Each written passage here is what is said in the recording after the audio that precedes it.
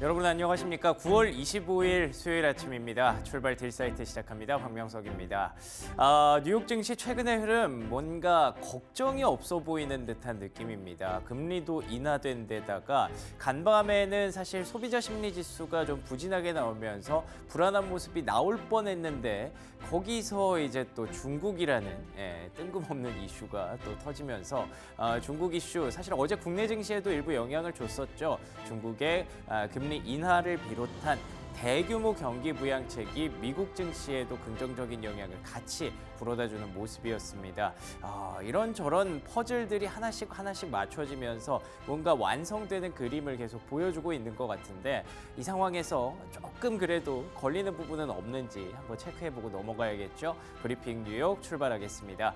자 일단 뉴욕 증시 마감 상황 말씀드린 것처럼 뭐 크게 걱정할 건 아직은 없어 보입니다. 3대 지수 일제히 상승했고요. 나스닥 같은 경우에는 아직 고점을 만나지 못했지만 다우지수와 S&P 500 지수 오늘도 사상 최고치를 경신했습니다. 그런데 오늘은 나스닥이 조금 더 강했죠. 아무래도 엔비디아의 영향이 가장 컸다고 볼 수 있을 것 같습니다. 4% 가까이 급등했는데요. 엔비디아 뭐 새로운 얘기가 나왔나? 뭐 블랙웰 긍정적인 얘기가 나왔나? 그런 건 아니고요. 젠슨 황 CEO가 계속해서 좀 팔고 있었잖아요. 주식을 매각해야 되는 그 의무가 있었는데 그게 이제 공식적으로 좀 종료가 된 것 같습니다. 그 덕분에 더 이상 이제 큰 매물이 나오지는 않겠구나라는 기대감에 엔비디아가 좀 급등했다고 보여지고요. 잠시 후에 주가 차트 보면서 추가로 한번 설명을 드릴게요. 그리고 말씀드린 것처럼 중국 이슈가 가장 시장에 큰 화제가 됐습니다. 징둥닷컴을 비롯해서 알리바바 그리고 핀더더 같은 종목들이 급등했고요. 이외에 중국의 경기가 살아난다면 긍정적인 영향을 받을 수 있는 종목들의 주가 일제히 상승하는 모습이 있었는데요. 잠시 후에 이 역시 특징주에서 체크해 보도록 하죠. 그리고 비자 같은 경우에는 왜 급락을 했냐면 두 가지가 걸렸습니다. 첫 번째로는 앞서 말씀드린 그 소비자 심리 지수가 좀 불안했던 것이 영향을 좀 줬던 것 같고요. 그런데다가 때 아닌 독점 우려가 또 퍼졌어요. 미국에서 비자가 너무 그 결제 시장을 독점하고 있다라고 얘기를 하네요. 하루 이틀 일이 아닌 걸로 알고 있는데 갑자기 이게 문제가 되면서 어쨌든 오늘 좀 기름을 부었던 그런 모습이었는데요. 그러면 이 얘기들 쭉 하나씩 체크해 보도록 하죠. 자, 첫 번째 체크 포인트는요. 말씀드린 것처럼 비자의 주가를 좀 끌어내렸던 미국의 소비자 신뢰 지수 한번 챙겨보도록 하겠습니다. 보시는 것처럼 98.7이라는 숫자가 나왔고요. 100선 밑으로 내려갔기 때문에 이게 또 아쉬운 그런 결과로 맞이하게 됐는데요.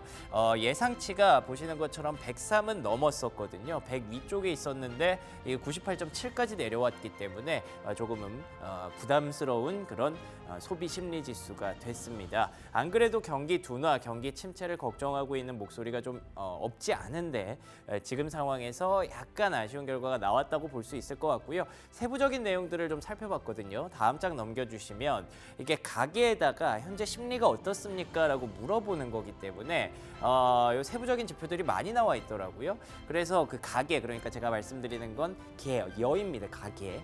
그 패밀리한테 물어봤대요. 지금 현재 재정 상황이 어떠냐라고 물어보는 건데 위에 파란색이 좋다라고 대답한 거고요. 밑에 검정색이 배드, 나쁘다라고 대답한 건데 지금 굿이 확실히 내려오고 있고 배드가 조금씩 올라가면서 이게 좀 만나고 있죠. 이게 이렇게 앞쪽처럼 크로스가 되면 그때는 진짜 뭐 거의 경기 침체가 왔다라고 봐도 되는 건데 거의 만나고 있는 상황입니다.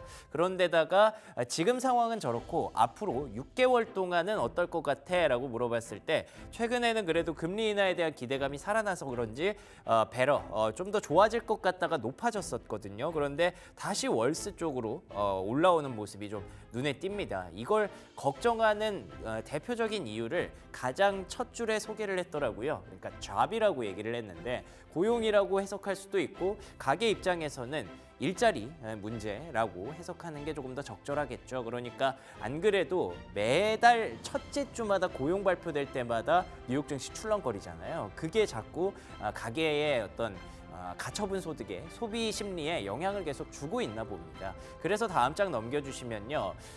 경기 둔화 그리고 침체 이걸 가르는 건 진짜 한 끗 차이인 것 같아요. 하강과 침체는 한 끗 차이라는 제목을 달아봤는데요. 앞으로 그럼 12개월 동안 리세션이 올 것 같아요, 안 올 것 같아요? 라고 물어봤을 때 뭔가 좀 올 것 같아요 라고 대답하는 비율이 확실히 좀 높아졌습니다. 이게 결국에는 앞서 보셨던 것처럼 잡, 그러니까 일자리 문제에서 계속 온다고 보시면 될 것 같고요. 그래서 지금 가계에서 원하는 것은 경기 침체 올 수도 있을 것 같고 불안하니까 다음 장 넘겨주시면 또 한 차례의 B컷을 원하고 있습니다. 60% 넘는 비중으로 이게 높아지는 결과가 만들어졌죠.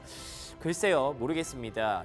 9월에 B컷을 단행한 건 일단 시장이 굉장히 호재로 잘 소화를 해내고 있는 상황인데 이걸 보니까 또 사람들이 좀 욕심이 생기는 거죠. B컷 한 번 더 해도 되지 않을까? 그 B컷을 한 번 더 해도 4.25에서 4.5면 충분히 부담스럽고 높은 금리인데 앞으로 어차피 갈 거면 지금 빨리빨리 조금씩 하는 게 낫지 않을까라는 기대감으로 형성되고 있는 건데 이게 좋은 결과를 가져다 줄지 아니면 시장의 어떤 경기 침체 시그널을 다시 일으킬지 그 부분 또 앞으로 관전 포인트가 될 것 같고요. 그래서 다음 주로 예정된 고용보고서 다시 한번 중요하게 보게 되는 그런 구간이 올 것 같습니다. 이게 첫 번째 체크 포인트였는데요. 여기까지 들으면 소비심리 좀 안 좋고 경기 둔화 우려 일어났네라고 볼 수 있지만 다음 장 넘겨주시면요.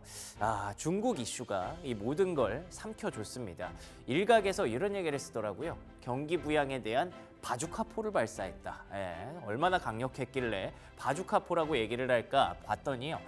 지급 준비율을 일단 0.5%포인트 인하한다고 저 사람이 직접 얘기를 했습니다. 중국의 인민은행장이고요.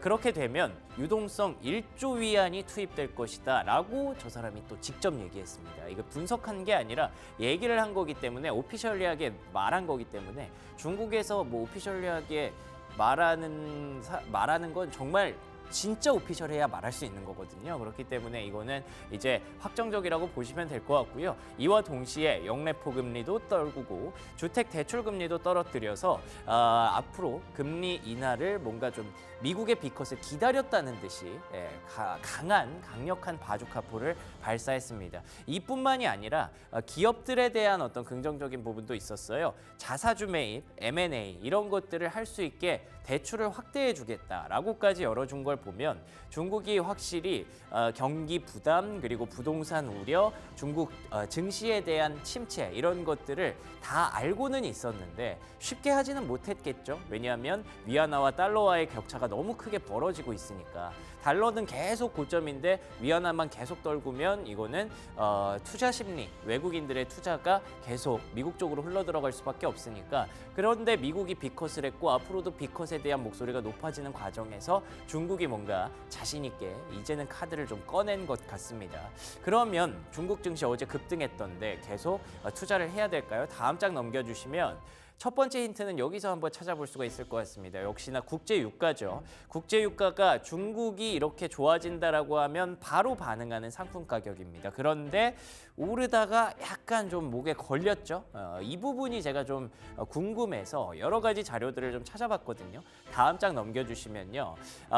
중국이 이렇게 경기 부양에 대한 기대감이 높아지면서 iShares 차이나 라지캡 ETF, 그러니까 중국의 대형주들을 갖다 놓은 ETF, FXI라는 티커를 쓰고 있는데 이 지표가 어제 $30 위까지 올라왔습니다. 이렇게 급격한 급등이 나왔고요. 이 정도의 급등이 나올 때가 사실 여러 차례 있었기 때문에 이 부분에 대해서 이걸 중국을 믿어도 될까? 또 속는 거 아닐까라고 걱정하시는 분들이 있는데 여기가 굉장히 중요한 매물대를 앞에 두고 있기 때문에 이 $30 위쪽으로 안착해서 넘어간다면 또 다른 반등 랠리를 기대할 수 있을 거고 지금 시장에 재료가 많지 않잖아요. 금리 인하까지 다 땡겨 쓴 마당이기 때문에 새로운 재료를 원하던 시장에 굉장히 중요한 그런 이슈가 될 수 있다는 거죠. 그렇게 되면 수급의 쏠림이 나올 수 있다는 점에서 차이나를 비롯해서 신흥국 증시에는 굉장히 좀 좋은 호재가 될 수 있는 그런 재료가 나온 것 같습니다. 덧붙여서 여기 RSI 지수, 그러니까 과매도 과매수를 결정하는 그 지수가 70선을 넘어간다면 이게 같이 좀 엮여서 들어가는 거라서 두 가지 기억하고 하고 계시면 될 것 같아요. FXI가 30달러 위쪽에서 계속 움직이는지 그리고 RSI 지수가 70 위쪽으로 올라올 수 있는지 이 두 가지가 되면 새로운 또 신흥국 쪽에 어떤 모멘텀이 일어날 수 있다라는 점 체크하시면 좋을 것 같습니다. 자, 그리고 마지막 체크 포인트 하나만 더 볼게요. 이런 이슈들이 좀 나오다 보니까 괜히 이 사람 얘기가 한 번 더 걸리네요. 보우먼 이사, 나만 B컷에 동의하지 않았다. 나는 B컷이 앞으로도 있어서는 안 된다고 생각한다라고 굉장히 좀 강하게 계속 얘기를 하고 있는 그 사람인데 한 사람만 이렇게 하면 사실 소수 의견인 거잖아요. 그래서 별로 저는 크게 관심 갖지 않으려고 했는데 이런 이슈들이 나오니까 또 신경이 쓰이더라고요.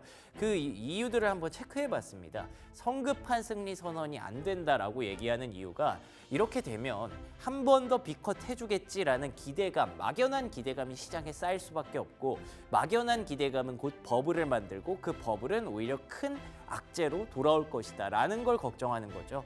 그래서 경기 침체 우려 시그널도 가중될 수 있다는 부분 아시는 것처럼 B컷을 2번 연속하면 이건 진짜로 시장에서 뭔가 문제가 있지 않을까라고 생각할 수 있는 부분이거든요. 그런데다가 중국까지 저렇게 강력하게 바주카포를 쐈을 때 시장에 돈이 좀 넘치면서 다시 한번 인플레이션이 자극되지 않을까. 충분히 일리 있는 세 가지 배경이더라고요. 그래서 앞으로는 고용이 다시 올라오는 것도 중요하겠지만 조만간 또다시 이 인플레 지표, 물가 지표를 또 중요하게 보게 되는 그런 국면이 올 수도 있을 것 같아서 유가와 중국의 경기 부양책의 어떤 영향력 이런 거 보면서 물가 영향까지 쭉 한번 앞으로 체크해 보시면 좋을 것 같습니다. 자, 그러면 특징주로 넘어가 보도록 하겠습니다. 뭐 이렇게 여러 가지 얘기들이 있는데도 불구하고 어쨌든 증시는 올랐고요. 어쨌든 S&P 500과 다우지수는 사상 최고가를 경신하는 모습을 보여주고 있습니다. 누군가는 뭐 빨간색이 있지만 그래도 누군가는 녹색을 그려주고 있을 정도로 계속 서로 주고받고 끌어주고 당겨주고 하는 그런 랠리가 그러니까 금리 인하의 어떤 긍정적인 영향들이 계속 좀 전체적으로 전파되고 있다고 봐야 될 것 같고요.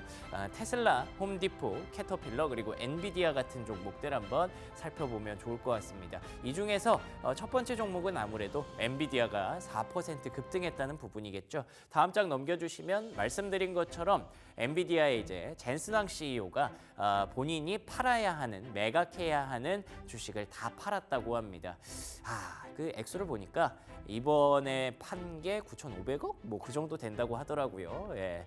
그 돈으로 뭐 할지 궁금하기는 한데 어찌됐든 이 매각이 끝났으니까 대규모 매도는 이제 더 이상 나오지 않겠다라는 자신감이 형성되면서 엔비디아 주가가 4% 가까이 급등했는데요. 차트를 제가 가져온 이유는 뭔가 변동성이 계속 있었던 흐름들이 최근에 7월, 8월, 9월 들어와서 엔비디아는 변동성 속에 계속 갇혀 있었던 것 같아요. 근데 그게 점점 한쪽으로 수렴되고 있는 분위기죠. 이 120달러 부근에서 박스권 등락을 지속하다가 한 번의 방향성을 좀 보여줄 것으로 예상이 되는 만큼 앞으로는 이 좁아지는 박스권을 잘 챙겨보시기 바랍니다. 다음 장 넘겨주시면 두 번째 특징주로는 중국 수혜주 어떤 종목들이 있었는지 봐야겠죠. 말씀드렸던 것처럼 징둥닷컴, 핀더더 그리고 알리바바 이렇게 중국 ADR 종목들이 이슈가 됐음에도 불구하고 이 외에 다른 종목들도 충분히 봐야 되기 때문에 일단은 첫 번째로 생각하는 게 원래 캐터필러가 보잉과 캐터필러 두 개가 중국 수혜주로 가장 좀 유명했던 종목이잖아요. 그 역할, 그 명성 그대로 입증을 해줬습니다. 보시는 것처럼 4% 급등하면서 사상 최고가 랠리를 또 달려왔고요. 자세히 보니까 이미 중국에서 굴삭기 수요, 굴삭기 매출이 조금씩 높아지고 있었더라고요, 최근에. 그래서 이와 관련해서 뭐 중장비뿐만 아니라 경기 민감주들 오늘 국내 증시에서도 잘 챙겨 보시는 포인트가 돼야 될 것 같고요. 라스베가스 샌즈라고 하는 카지노 업종도 강세를 보였습니다. 중국의 경기가 살아나고 중국인들이 가처분 소득이 늘어나고 좀 여행도 많이 다니면 이제 미국 쪽의 카지노도 좀 좋아질 것이고 마카오 쪽에도 이게 갖고 있기 때문에 마카오도 긍정적인 효과를 발휘할 수 있지 않을까 기대를 하는 건데 역시나 중국이 살아난다라고 하면 경기 민감주 그리고 중국 소비주 이 두 개가 가장 중요한 포인트가 되겠네요. 자, 마지막 특징주 하나만 더 볼까요? 마지막 마지막 특징주로는 넷플릭스 가져와 봤습니다. 역시나 52주 신고가 경신 랠리를 달리고 있는 종목 중에서 하나 꼽아봤는데요. 2% 넘게 상승했습니다. 경기 둔화 속에서 최고의 선택이 좀 되고 있는 것 같아요. 경기가 안 좋으면 사실 앞서 보셨던 것처럼 소비자 신뢰지수상으로 뭔가 가게에서 약간 일자리에 대한 걱정도 하고 경기에 대한 걱정도 하고 있잖아요.